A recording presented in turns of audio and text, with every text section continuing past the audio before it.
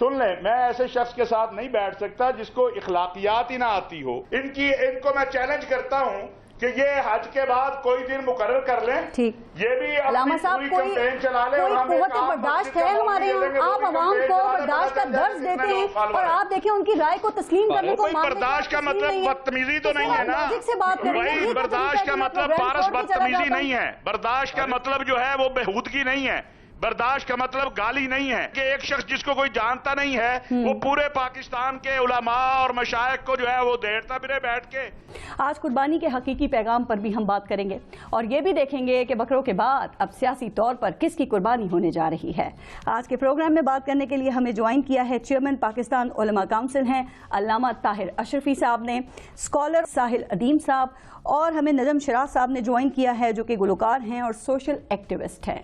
السلام علیکم، بہت بہت شکریہ آپ سب کا پروگرام میں شرکت کے لیے۔ علامہ طاہر اشرفی صاحب، آپ سے شروع کرتے ہیں۔ سر، ہر سال کی طرح اس سال بھی ہر خاص و عام جو قربانی افورڈ کر سکتا ہے وہ تو قربانی کر چکا ہے، تو آپ کو پتہ ہے کہ اللہ تک نہ خون پہنچتا ہے اور نہ ہی گوشت پہنچتا ہے، صرف انسان کا تقویٰ ہی پہنچتا ہے، تو سر کیا واقعی ہمیں علامہ صاحب اس بات کی فکر بھی ہے، چونکہ ہم تو یہ دیکھ رہے ہیں کہ یہاں پہ تو سب ایک دوسرے کا خون نچوڑنے میں لگے ہوئے ہیں، جو حکمران ہیں وہ عوام کا خون نچوڑ رہے ہیں، جو عوام ہیں اور با اختیار ہیں وہ بے اختیار کا خون نچوڑ رہے ہیں، تو اتنی بہترین اتنی زبردست عبادت کے ہوتے ہوئے بھی اس کے نتائج، اس کے فوائد معاشرے تک کیوں نہیں پہنچ رہے ہیں؟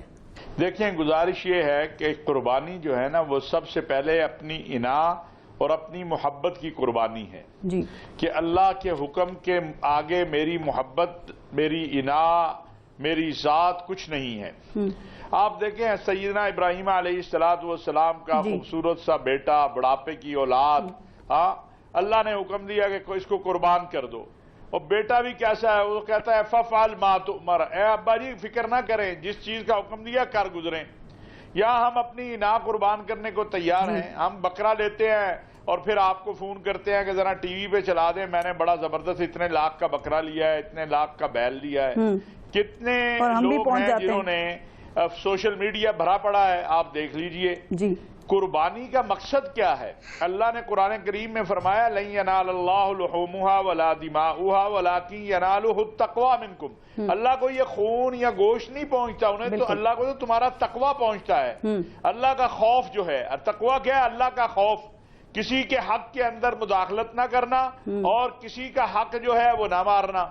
آج ہم سارے ظلم کر رہے ہیں، ایک دوسرے کا حق مار رہے ہیں، پڑوسی کا حق مار رہا ہے، بیٹا باپ کا حق مار رہا ہے، بہو سے سسرالی سے، تو یہ سارا سلسلہ جو ہے یہ تبھی ٹھیک ہوگا نا جب ہم اپنی قربانی، آپ بات ٹھیک کر رہے ہیں، لیکن یہ جو حق مارنے کی بات آپ کر رہے ہیں، جو قربانیاں لینے کی آپ بات کر رہے ہیں، اس سب میں پہلے تو یہ بتائیے نا کہ ہمارے جو علماء کا کردار ہے وہ کہاں ہے، اور جو وہ کردار ادا کر رہے ہیں کیا وہ کردار درست ہے؟ علامہ صاحب، یہاں تو ہر عالم دین کی ایک الگ تشریح ہوتی ہے نا، وہ دین کی جو ظاہری اہمیت ہے وہ تو بتاتے ہیں، لیکن جو دین کا اصل پیغام ہے وہ تو نہیں بتا رہے نا۔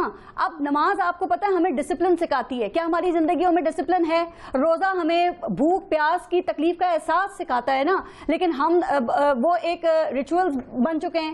اس کے بعد جو قربانی ہے وہ ہمیں تقویٰ سکھاتی ہے، کیا ہم میں تقویٰ ہے؟ ہم سیکھ رہے ہیں، اگر یہ سب کچھ نہیں ہو رہا تو قصور کس کا ہے؟ دیکھیے، گزارش یہ ہے کہ علماء کے پاس قوت نافذہ نہیں ہے، ہم صرف کہہ سکتے ہیں، اور میں معاشرے علماء بھی یاد رکھیے ایک بات، یہ بالکل یہ سمجھ لینا کہ معاشرے کا حصہ نہیں ہے، علماء بھی اسی معاشرے کا حصہ ہیں۔ اور پھر اس سے بڑی بات جو ہے وہ یہ ہے کہ ہم نے تو داڑھی اور پگڑی والے کو دیکھا ہے، یہ نہیں دیکھا کہ اس کے پاس علم ہے کہ نہیں ہے۔ ہر داڑھی پگڑی والا تو نہ دین کا علم جانتا ہے، نہ اس کو دین کے اوپر جو ہے دسترس ہے، لیکن معاملہ یہ ہے کہ یہ ہم سارے بشمول علماء کے الا ماشاء اللہ، جس طرح تمام طبقات میں اچھے لوگ بھی ہیں، اسی طرح علماء میں بھی اچھے بھی ہیں، برے بھی ہیں۔ مولوی بیچارہ تو جو واز کرتا ہے اس کا واز سننے بھی عربی کا جب خطبہ شروع ہوتا ہے اس وقت لوگ مسجد میں آتے ہیں۔ وہ مولوی کتنے بیچارے ہیں، اور علماء کی جو آپ نے بات کی، تھوڑا سا اس چیز کو میں ذرا آگے لے کے اب چلتی ہوں۔ ساحل ادیم صاحب، آپ کے خیال میں معاشرے میں دین صرف ریچولز کا نام کیوں بن کر رہ گیا ہے؟ صرف دیکھیں دین کا اصل پیغام تو یہ تھا نا، جو کہ جس کی بنیاد پہ اسلام پوری دنیا میں پھیلا ہے، اور پھر مسلمانوں نے کئی سو سالوں تک پوری دنیا پہ حکمرانی کی ہے، تو وہ پیغام کہاں چلا گیا ہے؟ اور آپ کو میں نے سنا ہے، آپ اس حوالے سے علماء کو ذمہ دار کیوں ٹھہراتے ہیں، کیوں قصوروار سمجھتے ہیں؟ اس وقت ایک خاص دین جو ہے نا وہ دنیا پہ نافذ ہے، وہ اس دین کے علماء کے تھرو ہوا ہے۔ وہ جو بھی دین ہے اس کے اوپر تو جتنے مرضی بحث کریں گے تو اس پہ تو کوئی اختلاف رائے نہیں ہوگا کہ اس وقت دنیا کس دین کے تابع ہے۔ اس کے تابع آنے کے پیچھے انہوں نے کوئی راکٹ سائنس نہیں لگائی تھی، ان کی باتوں میں وزن تھا، ان کی سیگمنٹڈ ریالٹی نہیں تھی، اوور آل جیسٹ سائیکالوجی کو سمجھتے تھے وہ دنیا کے مسائل کیا ہیں، اور اپنے علوم کی یوٹیلیٹی انہوں نے دی تھی۔ جی، صحابہ کرام نے بھی جب تک قرآن پاک کی یوٹیلیٹی دنیا کو دکھائی تھی، پوری دنیا عرب کی طرف رخ کر کے آ گئی تھی۔ اب مسلمان اس وقت قرآن کی یوٹیلیٹی نہیں دکھا رہا، پریکٹیکل ایسپیکٹ انہوں نے دکھایا جو اب مسنگ ہے۔ پریکٹیکل تو ایک چھوٹا لفظ ہے، utility is a very big word, میں آپ کو بتاتا ہوں اس کا مطلب کیا ہے۔ دنیا سائنس آپ کے مسائل حل کر رہی ہے، سائنٹیفکلی کریکٹ بات آپ کے گھر کی واشنگ مشین سے لے کے آپ کے بچوں نے کس اسکول میں جانا تک کے ڈیسیژن لے رہی ہے، because you believe in that، آپ کے آگے کریڈیبلٹی بٹھائی گئی ہے۔ جی، اور آپ کے سامنے کبھی آئنسٹائن نے کوئی خطبہ نہیں دیا، مگر پھر بھی فزکس کی کریڈیبلٹی آپ کے سامنے بیٹھ گئی۔ ذرا سوچیں کہ آئنسٹائن تو بہت آگے کا نام ہے، ان کی فزکس کی مسجد کے لوکل خطیب بھی اس برانڈ کا پوری طریقے سے حق ادا کر رہے ہیں، کیمسٹری کی بھی بات، سائنس کی بھی۔ پالیٹکس جو نا ایک ٹول ہوتی ہے، یہ جو گروپ سائیکالوجی کو ٹیون کرنا ایک انسٹرومنٹ ہوتا ہے، اصل میں چیز ہوتی ہے آپ کی کریڈیبلٹی کی اور آپ کس طریقے سے اپنی دلیل مربوط کرتے ہیں۔ یہ مسنگ کیوں ہے؟ 52 خطبے آئنسٹائن کو نہیں مل رہے ہیں، مولوی صاحب کو مل رہے ہیں پاکستان میں ایک سال میں، اور ایک بھی پاکستانی مسجد نہیں جانا چاہ رہا، تو یہ پاکستانیوں کا قصور نہیں ہے۔ آئنسٹائن کوئی پیسے نہیں دیتا اپنے لیکچر دلوانے کے یا سائنس کے جتنے بھی یوٹیوب کے یا جتنے بھی معاملات ہیں۔ دا پرابلم از کہ وہ جو کیپیبلٹی ہے ایک مولوی صاحب کی کیپیبلٹی ہے، اس کے پاس اصلی سولوشن ہے، یاد رکھیے گا قرآن پاک از دی اونلی ریئل سولوشن، بے شک، مگر ہمارے پاس اصلی سولوشن میں اور سولوشن پرووائڈر کے بیچ میں اتنا بڑا گیپ آ گیا ہوا ہے۔ ورنہ جب یہ شیخ نے کہا نا کہ ہمارے پاس قوت نافذہ نہیں ہے، تو یہ ان کا قصور ہے نا کہ ان کے پاس قوت نافذہ نہیں ہے۔ آئنسٹائن نے کوئی پیسے دے کے یا فزکس کے پروفیسر نے پیسے دے کے نہیں قوت نافذہ لی ہوئی، یہ قوت نافذہ تو حکمران کے پاس ہوتی ہے۔ لیکن میں یہاں سے ایک سوال حکمرانی پہلا کام ہے مسلمان کا، یاد رکھیے گا، اگر اس کے پاس نہیں ہے تو یہ اس کی نااہلی ہے۔ یہ کوئی آسمان سے بارش نہیں گرتی کہ میرے چھت پہ کم گری تو آپ پہ زیادہ، یہ خود لے کے آنی پڑتی ہے۔ حسین علیہ السلام نے یہ ایک ایگزامپل ہم سب کے سامنے کیوں دی تھی کہ ایسے نہیں کسی نکھٹو کے ہاتھ میں ہم جانے دیں گے کوئی معاملہ، کیونکہ اس کے بعد آخرت تک کے بچے کے اوپر تو معاملہ پورا کر سکتا ہے۔ ہمارے یہاں جو علماء ہیں نا ان کی دو کیٹیگریز ہیں، ایک تو ہیں غیر سیاسی اور وہ ایک ہیں جو کہ سیاست میں ان ہیں۔ جو سیاست میں انہیں آپ کو پتہ ہے وہ کیا کہتے ہیں؟ وہ یہ کہتے ہیں کہ پاکستان اسلامی جمہوریہ پاکستان کہلایا ہماری قربانیوں کی وجہ سے۔ وہ یہ کہتے ہیں کہ آئین میں اسلامی شکوں سے لے کے مساجد کے آباد ہونے تک ہمارا کردار ہے۔ وہ کہتے ہیں کہ جو لوگ بیٹھ کے سامنے کہتے ہیں نا کہ علماء کا کردار کنویں کے مینڈک کے جیسا ہے یا یہ الزام دیتے ہیں، ان کی اپنی کریڈیبلٹی اور ان کا اپنا کردار کیا ہے؟ اس میں تو کوئی شک نہیں ہے کہ مسلمان جو برصغیر کے تھے جب پاکستان بن رہا تھا اس وقت علماء کرام نے ایکٹیویٹ کیے تھے، اس میں تو کوئی شک نہیں، ورنہ قرارداد مقاصد اس شکل کی نہ ہوتی جس شکل کی ابھی ہے، آئین میں اسلام اس طریقے سے نہ ہوتا جس طریقے علماء کرام نے اپنی ایکٹیویزم دکھائی، مگر کیا اتنی دکھائی جتنی کی ضرورت تھی؟ نہیں اتنی کیوں نہیں دکھائی؟ کیوں مسنگ ہے؟ میں وہی تو کہہ رہا ہوں کہ آپ کو پتہ ہے میں 3 مکاتب فکر کے علماء کو بٹھاؤں نا تو وہ دین کی بہت اچھی بات کریں گے، اور جب ان سے کوئی عام مسئلے کا سوال کر لیا جائے تو اس کے بعد وہ ایسی تشریح سامنے رکھیں گے کہ انسان خود کنفیوز ہو جاتا ہے۔ تو کیا یہ صرف پاکستان میں ہی بہت زیادہ ہے؟ اسلام میں نا جو ریلیجن کی طرف جانا جو ہے نا اس کو ٹیبو کیا گیا ہے۔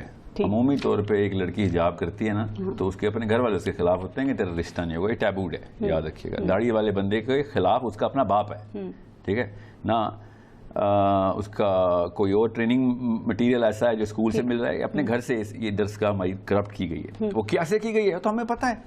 آپ کا مولوی جو ہے مسجد کا مولوی وہ ہیرو نہیں بن سک رہا، حالانکہ ہیروئزم کا مینول اس کے ہاتھ میں ہے، تو قصور اس بھائی صاحب کا ہے اور اس انسٹیٹیوشن کا ہے کہ جو اس کتاب کو اپلیکیبل نہیں کر کے دے رہا۔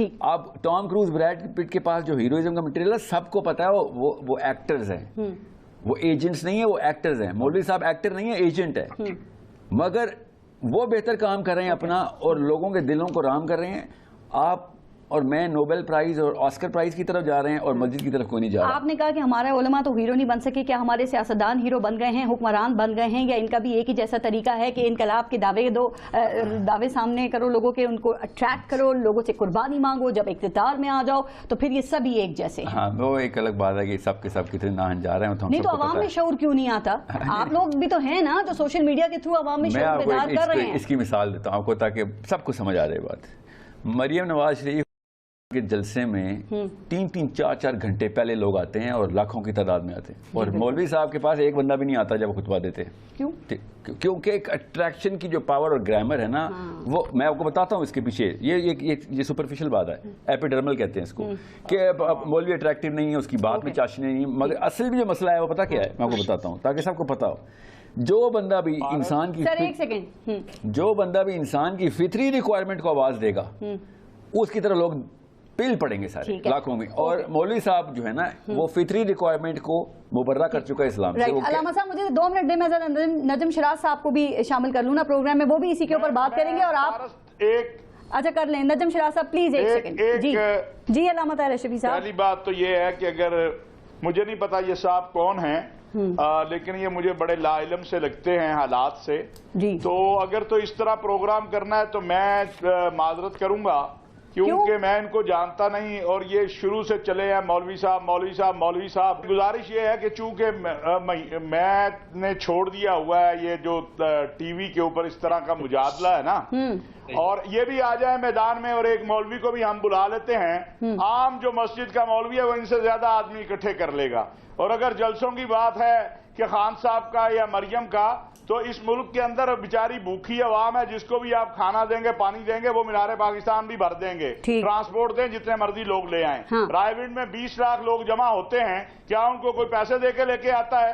یہ بھائی صاحب میں نہیں جانتا, مجھے نہیں پتا یہ کون صاحب ہے, ان کا نہیں پتا. میرا سوال تو سن لینا سر, مجھے بتائیں ہمارے علماء کو کیا جدید تقاضوں سے ہم آہنگ ہونے کی ضرورت نہیں ہے؟ میں بیٹھ نہیں سکتا ایسے شخص کے ساتھ, سن لیں, میں ایسے شخص کے ساتھ نہیں بیٹھ سکتا جس کو اخلاقیات ہی نہ آتی ہو. ان کو میں چیلنج کرتا ہوں کہ یہ حج کے بعد کوئی دن مقرر کر لیں, یہ بھی علامہ صاحب کوئی قوت برداشت ہے ہمارے یہاں. آپ عوام کو برداشت کا درس دیتے ہیں اور آپ دیکھیں ان کی رائے کو تسلیم کرنے کو برداشت کا مطلب بدتمیزی تو نہیں ہے نا, وہی برداشت کا مطلب پارس بدتمیزی نہیں ہے, برداشت کا مطلب جو ہے وہ بہودگی نہیں ہے, برداشت کا مطلب گالی نہیں ہے کہ ایک شخص جس کو کوئی جانتا نہیں ہے وہ پورے پاکستان کے علماء اور مشائخ کو جو ہے وہ دیرتا پھرے بیٹھ کے. اچھا اب نجم شراز صاحب کی سن لیں. پیچھے 100 بندہ نہیں کھڑا ہوگا اور میرے عام مسجد کے امام کے پیچھے 1 لاکھ بندہ بھی آنے کو تیار ہو جائے گا. اچھا ذرا نجم شراز صاحب کی سن لیں ذرا. آدمی کے ساتھ بیٹھ ہی نہیں سکتا ہوں.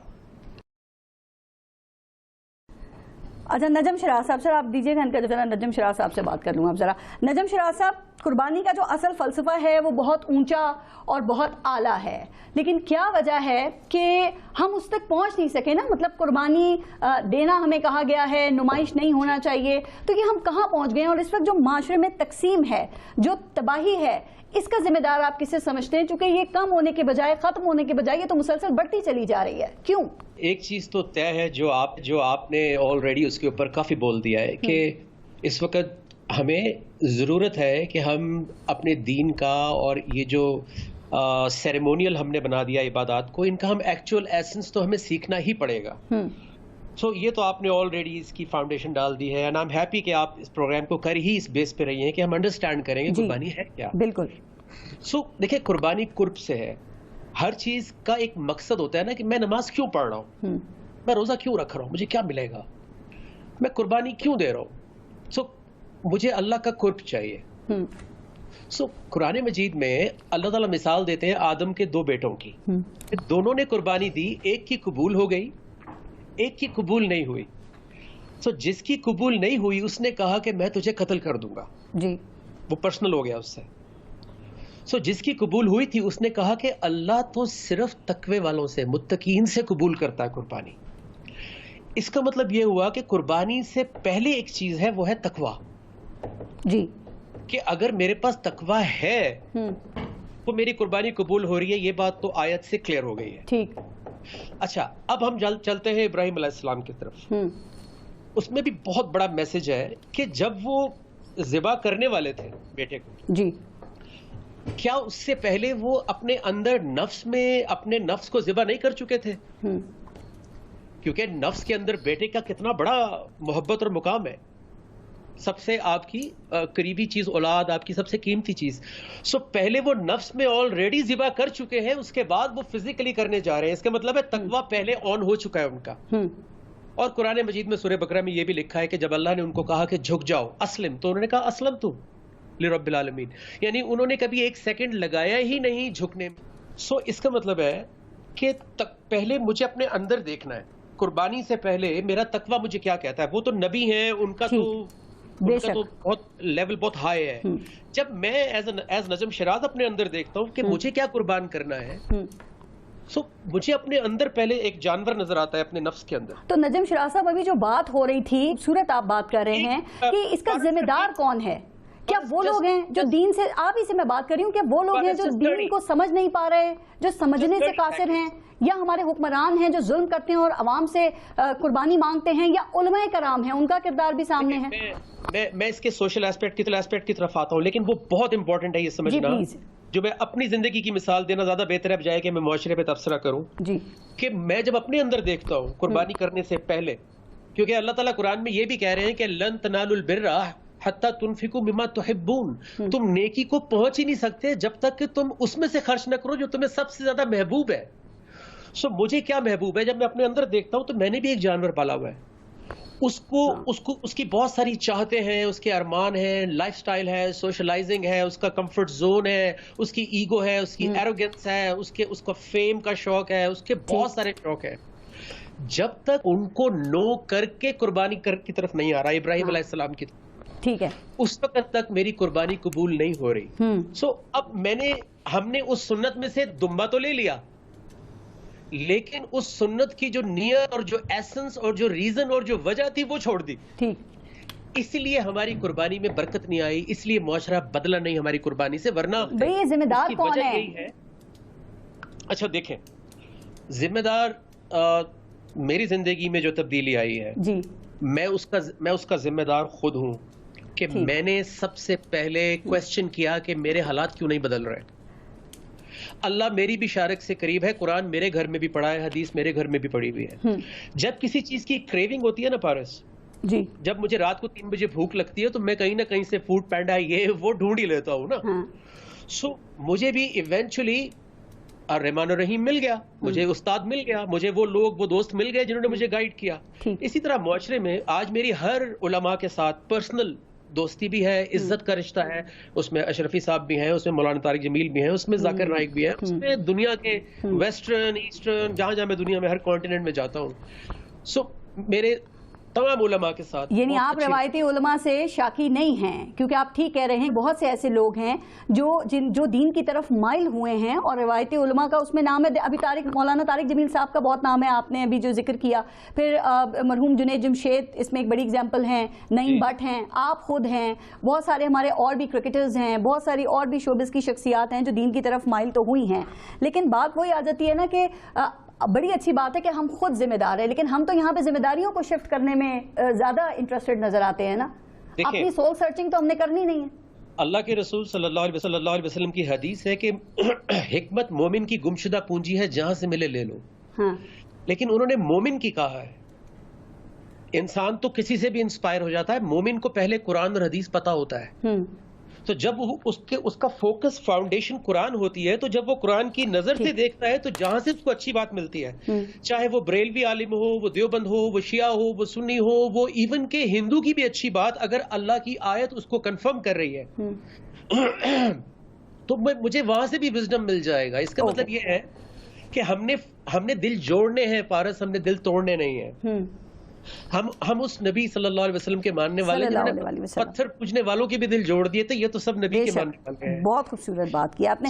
ہم نے ساحل ندیم صاحب، ہم نے دل جوڑنے ہیں، ہم نے دل توڑنے نہیں ہیں. اگر ہم یہاں پہ ایک دوسرے کو بلیم کرنے بیٹھیں تو آپ کو لگتا ہے کہ اس سے مسئلہ حل ہو جائے گا. دیکھیں نا، علامہ طاہر اشرفی صاحب نہیں سن سکے، گو کہ وہ خود عدم برداشت کا بھی درس دیتے ہوں گے. یہی تو پرابلم ہے جس پہ میں آگے بات کرنا چاہ رہی تھی کہ یہ برداشت کی کمی کیوں ہے. ہمارے موقف سے اگر کوئی اختلاف کرتا ہے تو ہم اسے سننا کیوں نہیں چاہتے. یہ ذمہ داری کس کی ہے؟ یاد رکھیے گا، ماں باپ کی پرورش ظہور ہوتی ہے, ظہور پذیر ہوتی ہے جب آپ مومنٹ آف ٹروتھ پہ آتے ہیں اور آپ کا نفس باہر آ رہتا ہے. ابھی یہ نجم صاحب کہہ رہے تھے نا کہ میرے اوپر ہے وہ کہ میں کتنی قربانی کرتا ہوں, آیتیں میرے لیے بھی اتری. مسئلہ یہ ہے کہ ایک سٹیپ آگے جانا پڑے گا ادھر, اور وہ کیا کہ یہ جو سینس ہے نا کہ انہوں نے جو اس کا ابھی بتایا ہے کہ بھائی میرے لیے نہیں ہے قرآن تو میں نے نہیں کرنی قربانی, شروع تو میں اپنے سے کروں گا. یہ سینس دینا ماں باپ کا کام ہوتا ہے. یہ ایسے تکے پہ نہیں ہے نجم شراز کے اندر.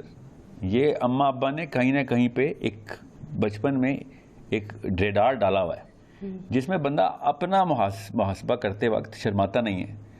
ٹھیک ہے, اکیلے میں ہم سب بھی کر رہے ہوتے ہیں. وہ نفسیاتی بیمار لوگ ہوتے ہیں جو اکیلے میں بھی اپنے آپ کو دھوکہ دینے کی کوشش کرتے ہیں, مگر گروپ میں جب آپ کے سامنے کوئی بندہ بیٹھا ہو اور آپ سے کوئی بات کرے اور اختلاف رائے رکھتا ہو, آپ اس وقت اخلاق کے بیسک کرینہ یہ ہے کہ میں ہر وقت یہ گمان رکھوں کہ میں غلط ہو سکتا ہوں اور اگلا بندہ ٹھیک ہو سکتا ہے. بیسک کرینہ ہے. اور یہی اخلاق ہمیں آپ صلی اللہ علیہ وسلم نے سکھایا. میں آتا ہوں ادھر ہی. اصل میں تو اوج کمال تو میرا نبی ہے, نبی اسلام کی اور آج کل کے مولوی صاحب کی. ٹھیک ہے, ڈفرینٹ ڈیلٹا جو اخلاقی ڈیلٹا ہے وہ یہ ہے کہ فلاسفی اگر کلیئر ہو جائے نا ہمیں یہ والی بات, تو اماں ابا جتنے بھی سن رہے ہیں میں آپ کو بتا رہا ہوں کہ مکے کی گلیوں میں نبی اسلام کا برانڈ کیا مشہور تھا. ابھی نبوت کا اعلان سیکریسی میں چل رہا ہے. مکے کی فرسٹ 2-3 ایئرز کی بات ہو رہی ہے کہ مکے کی گلیوں میں ایک جادوگر پھر رہا ہے, جیسے ہی وہ منہ کھولے گا تمہیں اس سے پیار ہو جائے گا. سبحان اللہ. ٹھیک ہے, یہ ہے پہلی سنت میرے نبی کی. اور جب نبی علیہ السلام سے کوئی بات کرے گا جنت پکی ہو جائے گی اس کی, کیونکہ وہ اس کو عشق ہو جانا ہے. دیکھیں دو قانون ہیں اس وقت. حل کیا ہے, سلوشن کیا ہے, اور ہمیں کرنا کیا ہے جی, اور ہم سے کیا قربانی مانگ رہا ہے اس وقت اللہ. تو پہلی چیز تو یہ ہے کہ 2 قوانین ہوتے ہیں, ایک زمین کا قانون ہے, ایک اللہ کا قانون ہے. جی, میں جہاں رہتا رہا ہوں اور کینیڈا میں بھی رہا ہوں, انگلینڈ میں بھی رہا ہوں, وہاں اللہ کا قانون تو نہیں لیکن زمین کا قانون فالو کرتے ہیں سارے, جس کے اندر بہت سارے اللہ کے قوانین بھی ہیں. اس لیے وہاں پہ پراسپیرٹی بھی ہے, پیس آف مائنڈ بھی ہے. اب پیس آف مائنڈ تو نہیں لیکن سوشل پیس, سوشل آرڈر تو ہے. اب ہم جب اللہ کے قانون کو بھی چھوڑ دیں, یعنی اس کو بھی لیفٹ نہ کرائیں جی, اور ہم ساتھ زمین کے قانون کی بھی دھجیاں اڑا دیں جس کو ہم رول آف لا کہتے ہیں, تو پھر مجھے بتائیں کہ ہمیں کون بچائے گا تباہی سے. اب کرنا کیا ہے, قربانی کیا مانگ رہا ہے ہم سے اس وقت اللہ, اور خاص طور پہ جو آپ کا سبجیکٹ بھی ہے. سورہ نساء کی ایک آیت ہے 135 نمبر آیت. Supreme court, high court, law enforcement agencies, تمام بڑے لوگ, صدر مملکت, پرائم منسٹرز, یہ سب اس آیت پہ اوتھ لیتے ہیں کسی نہ کسی وقت. اور اس میں اللہ یہ کہتا ہے کہ اے وہ لوگوں جو ایمان لائے ہو, کونوا قوامین بالقسط, پہلے تو سٹینڈ لو انصاف کے ساتھ, سب اپنی اپنی جگہ پہ جی انصاف کے ساتھ سٹینڈ لو. ولو علی ان شہداء للہ, اور اللہ کو گواہ کرو. اور ولو علی انفسکم, چاہے وہ تمہارے اپنے نفس, اپنی ذات, اپنی زندگی کے خلاف ہو وہ سٹینڈ. اول والدین, چاہے تمہارے والدین کے خلاف ہو.